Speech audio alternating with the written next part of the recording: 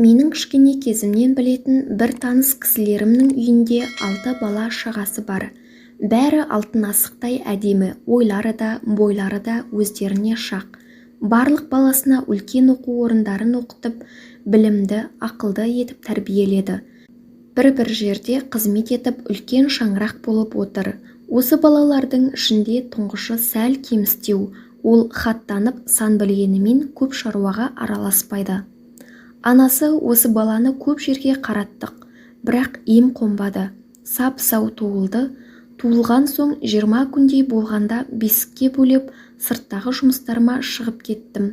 Бір кезде баламның жан дауысы шықты. Үйге жүгіріп кірсем, баламды бесіктен суырып алып босағаға әкеліп тастапты. Жөргектері төрден есікке дейін шашылған, бесікті үйдің ортасына құлатып тастаған.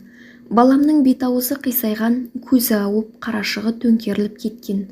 Жұмыстан отағасын шақырып, ауыл-аймақ болып, молда іздеп бір кісіні әкеліп оқыттық. 9 күн оқығанда беті көзі орнына келді. Үлкен молда әр оқығанда өзі қысылып, жан терге түсті.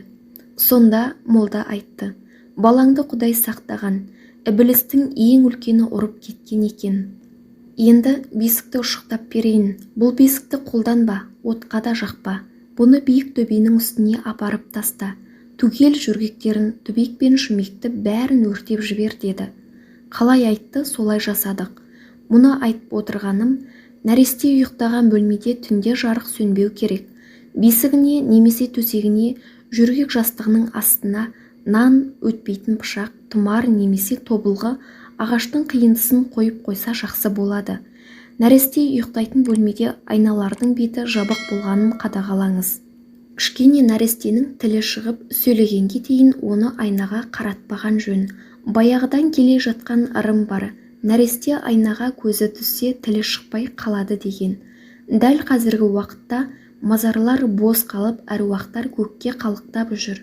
Жындар оларда өз білгендерін істеп, қай жер лас, сол жерде жүр. Сондықтан үлкен болсын, кіші болсын, барлық адам таза дәретпен Алланы ауыздан тастамай жүру керек.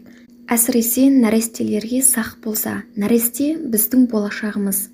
Артымызда қалар отымызды сөндірмейтін ұрпағымыз. Орнында бар оңалар деген. Назарларыңызға рахмет.